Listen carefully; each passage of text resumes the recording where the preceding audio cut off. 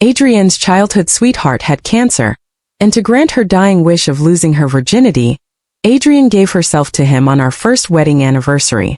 At midnight a photo arrived. Adrian shirtless lying beside her.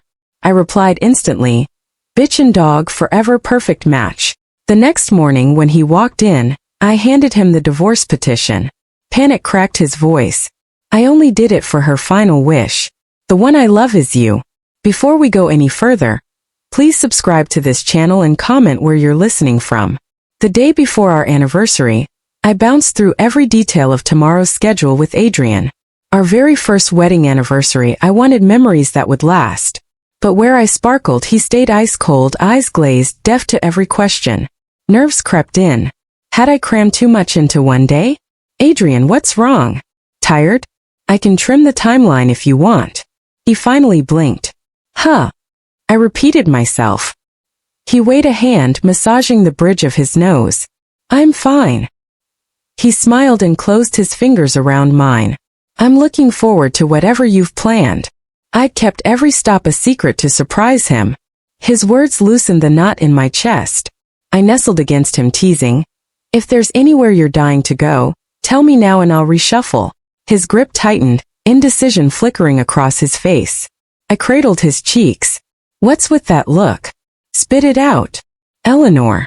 When we were at the hospital today, I ran into Scarlett. She has cancer. I'd like to see her tomorrow. It took me a long moment to remember who he meant. Scarlett, his little childhood sweetheart. Before we dated, Adrian had confessed to her, but she'd laughed him off like a brother and rejected him flat out. To dodge awkwardness, she'd flown overseas, and they'd barely spoken since. Now she came home carrying a cancer diagnosis. Pitiful, sure, but why ring Adrian? She had family. No need to summon a married ex she hadn't seen in years. Worse, she deliberately timed it the night before our anniversary. And in my face, power play. I swallowed fire, voice thin. She has family. You're not her doctor. Showing up won't cure her. And tomorrow is our anniversary. You seriously have to pick now? Adrian shoved me out of his arms, face dark. Didn't expect you to be this petty. Scarlett grew up with me. Cancer and I can't even visit. Where's your compassion? Was it all an act? You're just a selfish woman who thinks only of herself. If the roles were reversed and you were sick, would you want me skipping your bedside because Scarlett objected? The twisted logic gushed out so fast, I couldn't believe it came from my Adrian. I'm the wife who stood by him through everything. Who was Scarlett to beg for my husband's care? I inhaled, reminding myself tomorrow was our day. We didn't have to end tonight in ruins. So I swallowed the rage and offered a compromise. Take an extra day off. The day after tomorrow I'll go with you. Okay. I thought that was generous. Adrian leapt up instead. So, you still refuse to come with me tomorrow? Anniversaries come every year. Scarlett might not have another. Do you want this to haunt me forever? All my anniversary excitement drained away. I hadn't realized he was hellbent on nursing Scarlett tomorrow. I thought my plan balanced everything, preserved their old bond without neglecting us. His tantrum proved I barely registered.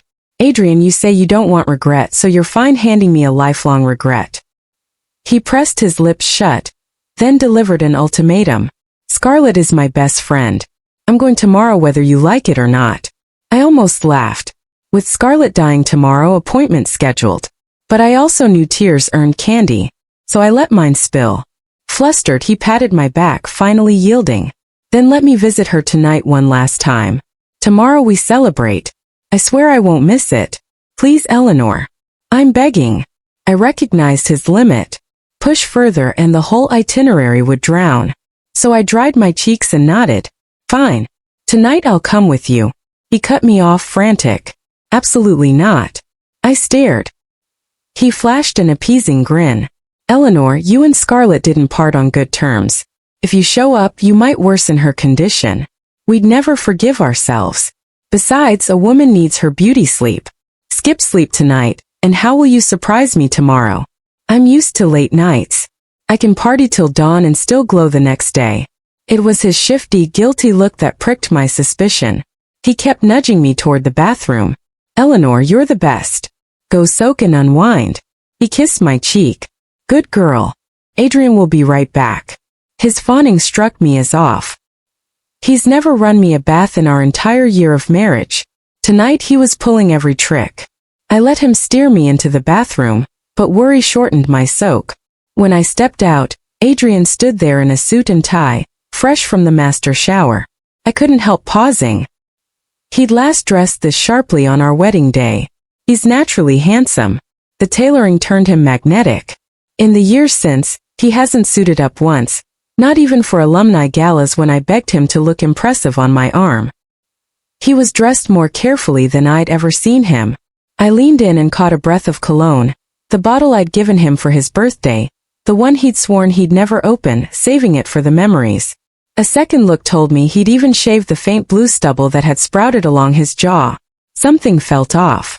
Was a midnight visit to an old friend really worth this much ceremony? Anyone watching would have thought he was on his way to his own wedding.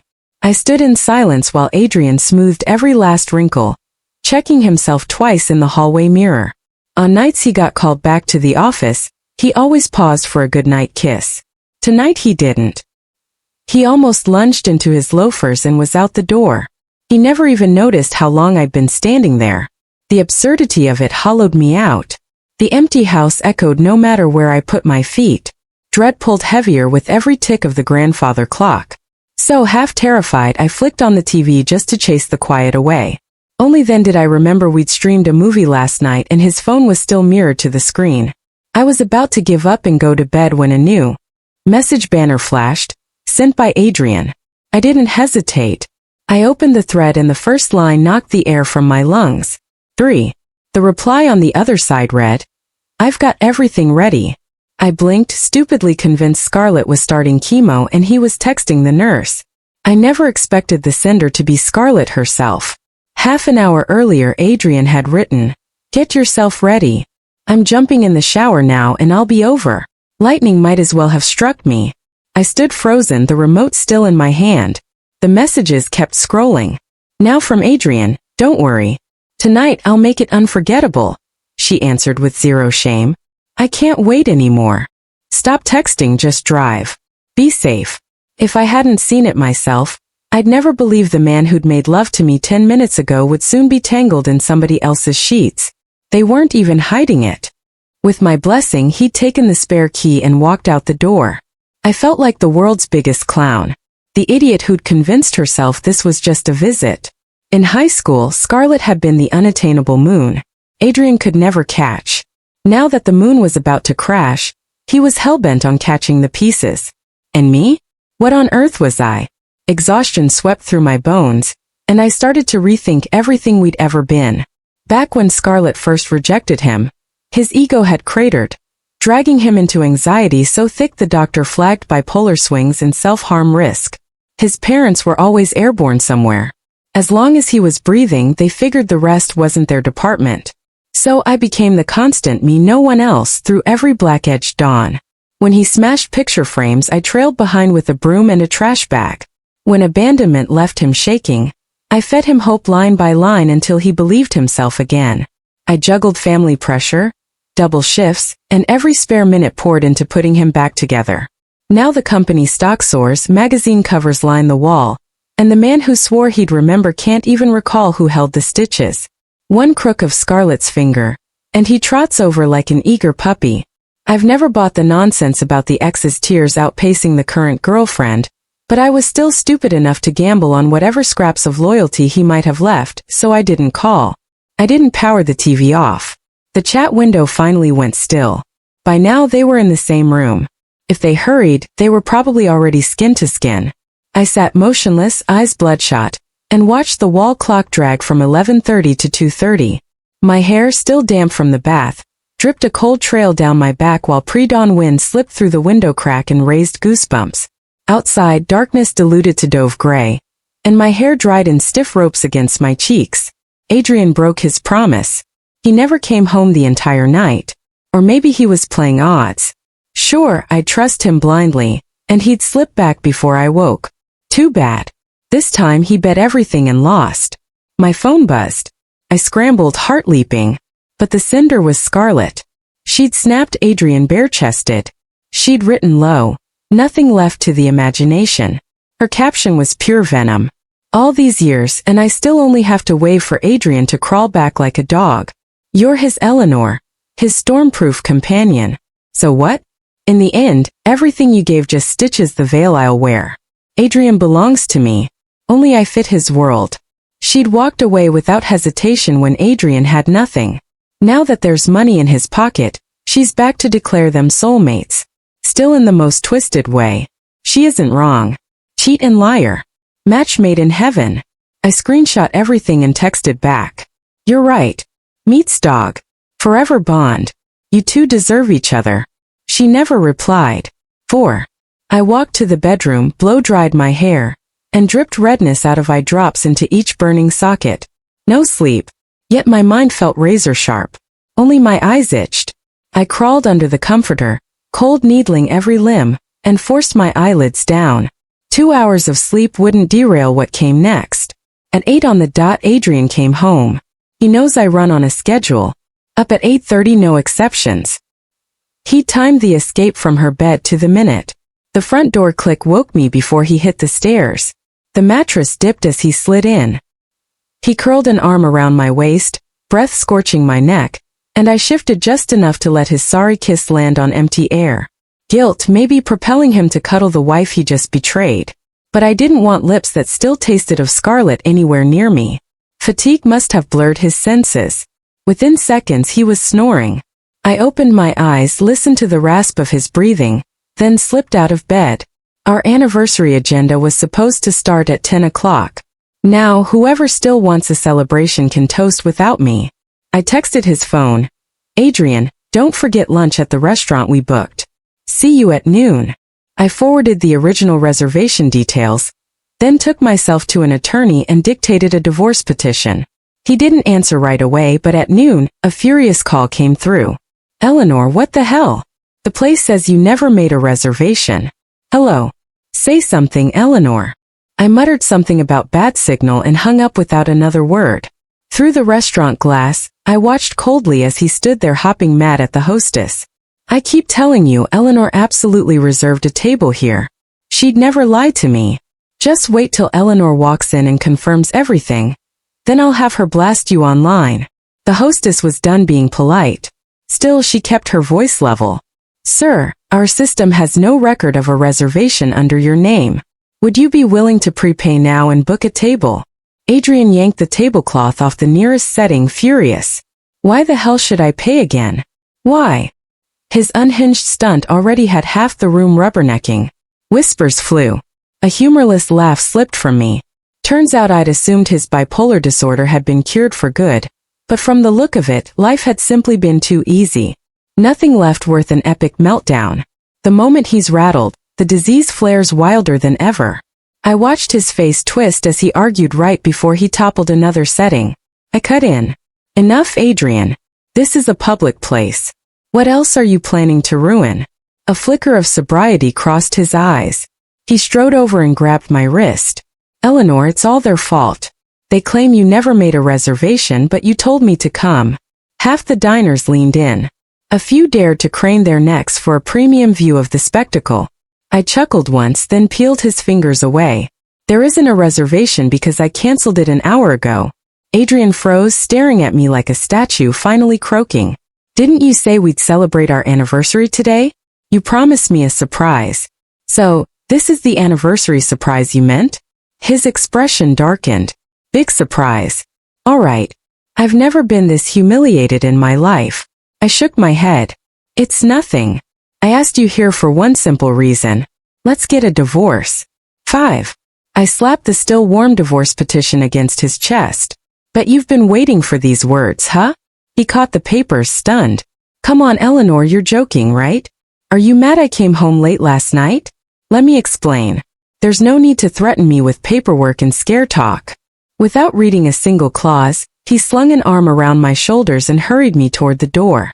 Let's not cause a scene in public. Everyone's watching. Once we're home, I'll clear everything up. That apology was meant for the audience. A second later, he bent to my ear, voice low and urgent. Can you freak out behind closed doors? Please, I'm begging you. I shook him off. You won't even look at the petition. Does it look like I'm joking? Marital carnage. This juicy had half the room raising their phones. First came disbelief. Then he flipped the petition and his pupils quaked.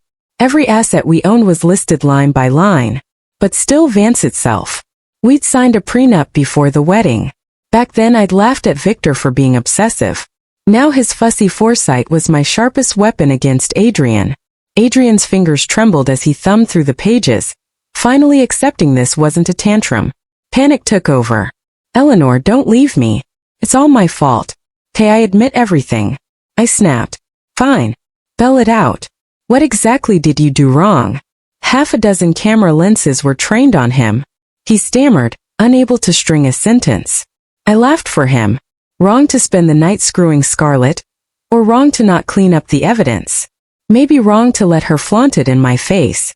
Actually, the mistake was mine. Last year, when your clinical depression had you ready to jump, I should have stepped aside. When Scarlett tossed out this piece of trash, I should have left it on the curb instead of recycling it because you are straight up toxic waste. No matter where you're dumped, you pollute. His face drained white. That's not how it is. I can explain. I love you. I rolled my eyes. Explain away. What final wish were you granting her? Huh. He mumbled. She's dying of cancer. She just wanted to know what sex felt like. As her childhood friend, how could I refuse? Gasps rippled through the crowd. Bro, she could have found any random club for that, someone muttered. This freak show needs to go viral. 21st century and we still get this nonsense. A girl covered her nose in disgust. I'd pay someone to ambush him with a sack and a bat. Before I could weigh the logistics, Adrian whirled on the bystanders. What do you morons know? She has cancer. She's dying. Isn't it my duty to fulfill that wish? Cold-blooded trolls like you stay broke and bitter. That's why you snipe from the sidelines. That flipped the switch. Phones closed in. Flashes popping. Smile. Dirtbag. Riverdale should know your face.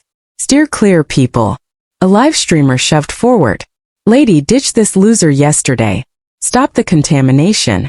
Before Adrian could slap the phone away, a sugary voice floated through the doorway. Adrian, Victor, what's going on? 6, the streamer hollered into his mic chat. Third girl entering the ring. Yeah, the cancer patient. Come on, close up. With Adrian frozen, the man zoomed in on her face. Let's get an exclusive terminal illness glow-up. Scarlett's eyes widened. Then she giggled coquettishly. Wow, my fame reached the States. Hand me a pen. Autographs are free today. The streamer didn't miss a beat. Fans ask, how do terminal patients keep such rosy cheeks? What's your secret treatment? Scarlett's smile locked. She sidled toward Adrian, dodging the lenses. Adrian, Victor, who are these people? Adrian's jaw clenched. Why are you here? You're supposed to be in the hospital. She pouted, holding up her phone. You invited me to lunch. Are you pretending now? Adrian looked lost. I lifted a brow and stepped forward. I texted from his phone. I just wanted to see if the cancer thing was real. From that blush and full glam look, we've discovered a medical miracle. Someone in the crowd had already seen through the whole circus. A rude snort cut the air. What else? Guy cheats and still needs an excuse. Girl cries cancer just to get laid. The whole thing's a boiling pot of slop. Might as well grab a spoon and chug. Crude but honest. Too honest. Scarlett's face flamed scarlet. Brats, what do you know? Adrian and I are the real childhood sweetheart deal. Wow. Telling the truth turns her into a boiled lobster. My bad. I flipped my phone open to the photo Scarlett had posted at dawn and shoved the screen under Adrian's nose. You rolled around with her last night. No argument, right, Adrian? You never learn. A beat-up dog remembers who feeds it. You don't even clear that bar. The divorce petition's already delivered. Don't bother hand-delivering yours. USPS works fine. Adrian's fingers clamped around my sleeve, voice a clenched jaw. You have to burn every bridge. I shook him off and shrugged. Sign or don't. Either way, I've got tools to make it happen. Scarlett's armor finally cracked. She shrieked. What are you so proud of? Once you're divorced, who's going to want a second-hand wife? I didn't even gift her a glance. I just turned behind me. Adrian swore under his breath. Shut the hell up. At least the man had 2 brain cells left. He finally remembered every dollar he was burning came from me. I slid into the leather bucket of the convertible, watched Adrian burst out of the restaurant, and stamped the throttle into the carpet. All I left him was a face full of burnt premium. The car had been meant as tomorrow's anniversary surprise. He drooled over the model for months. I pictured his grin when the bow came off. Never guessed he'd outdo me with a betrayal wrapped in bed sheets. Back home I speed-dialed movers. Every trace of Adrian was boxed and labeled within the hour. The deeds in my name, prenup stamped long before vows. Evictions just paperwork. Less than 60 minutes later, Adrian barreled through the door. Solo this time. He stared at the mountain of his life taped shut, then at me slack jaw. We're still married and you're kicking me out. I reminded him. My house, my guest list. Last I checked, your name isn't on either. The reality hit. He snapped.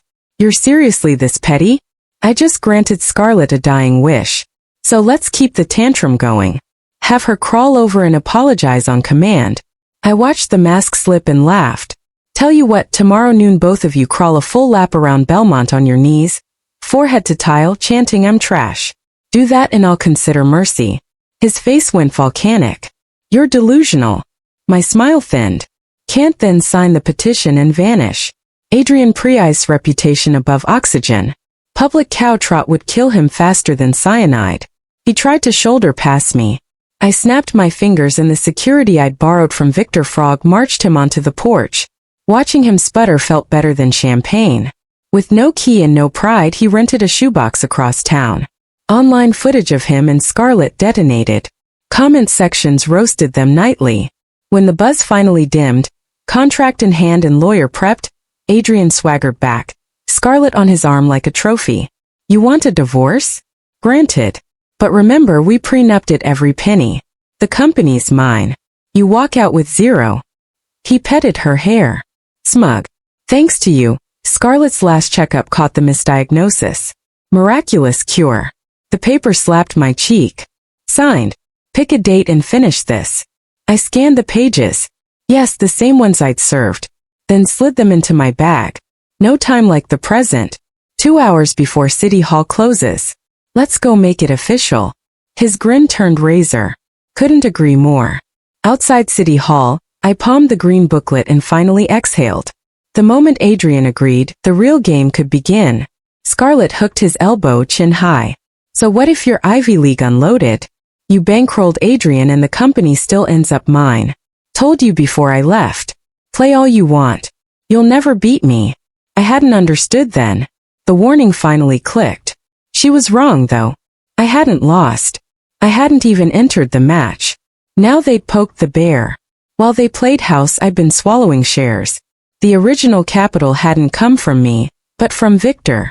To keep Adrian from booting me post-takeover, Victor had written himself a fat slice of founder stock, round after round of funding and a shopping spree of stray shares. Later, I'd quietly become majority holder. The morning of the board meeting, Adrian froze at the sight of me on stage. Are you lost? This is a courtroom, not your bedroom. Get out. Sorry, Mr. Vance, the counsel replied. Miss Steele now holds controlling interest. She convened this session. You don't have floor privileges. I spread my hands. Surprise. How do you like my gift? He bit out a snarl. You win this round. I hadn't even played my ace and embezzlement tip-off to the feds. Back when we were still sharing pillow talk, I'd caught Adrian tossing around shady accounting slang. I'd shrugged it off until I saw him whip into the driveway in the same $500,000 convertible I'd hidden in my garage. I could stroke the check without blinking. Family money makes that easy.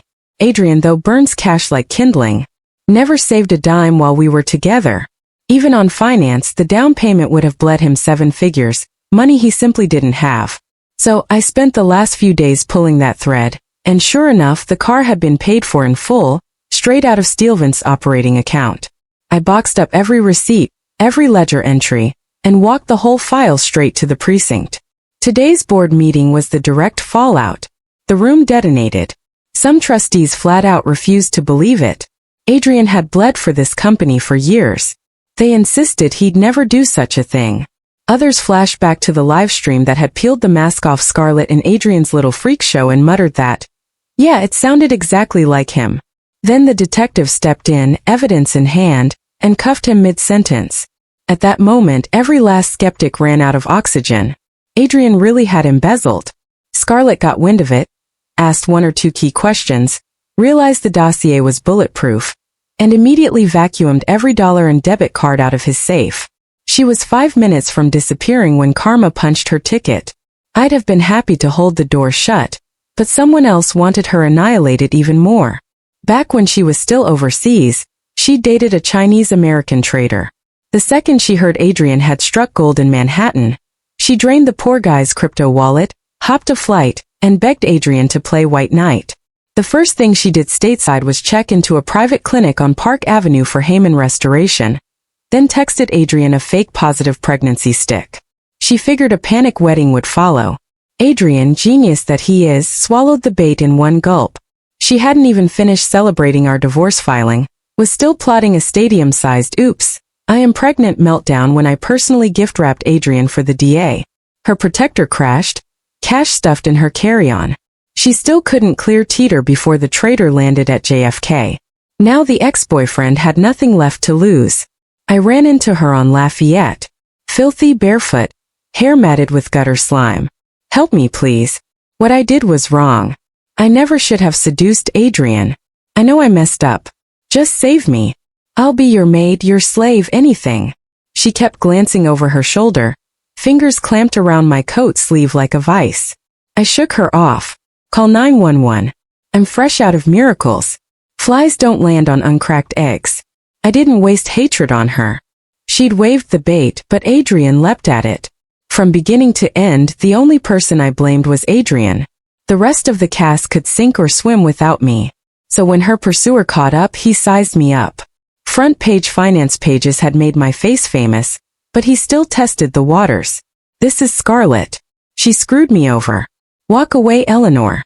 I gave an innocent shrug. I've never seen this woman. She's blocking the sidewalk.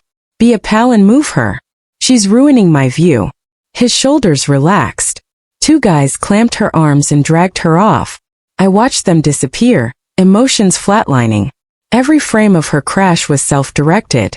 Respect other people's destinies. Saves paperwork. I brushed invisible grime off my coat and strode to my car. 9.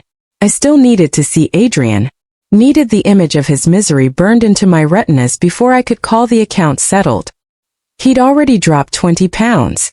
Beard coming in patchy and blue under the fluorescence. A fresh bruise blooming at the corner of one eye. Cell block greeting card. When he saw me, the mask slipped. Feral rage, teeth bared. Wait till I'm out.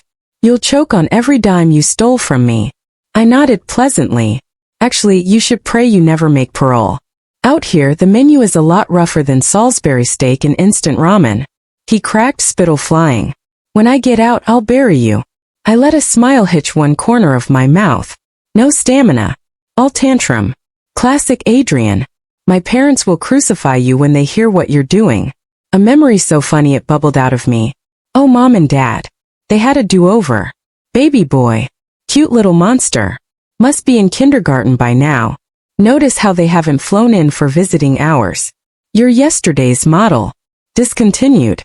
His worst depressive crash had scared me enough to call them once, hoping blood might step in where I couldn't. His father had snorted, worthless. I raised a defective. Tell him if he's depressed. He's disgracing the family name. I fed him, clothed him, and he rewards me with this pansy garbage. He's dead to me. Don't call again. In the background I'd heard Mom yell, "Honey, the baby peed, change the diaper." Then dial tone. That was the day I learned his clinical depression was their family shame. After that, they ghosted him completely. Every time he'd ask, I'd invent some lie about travel schedules.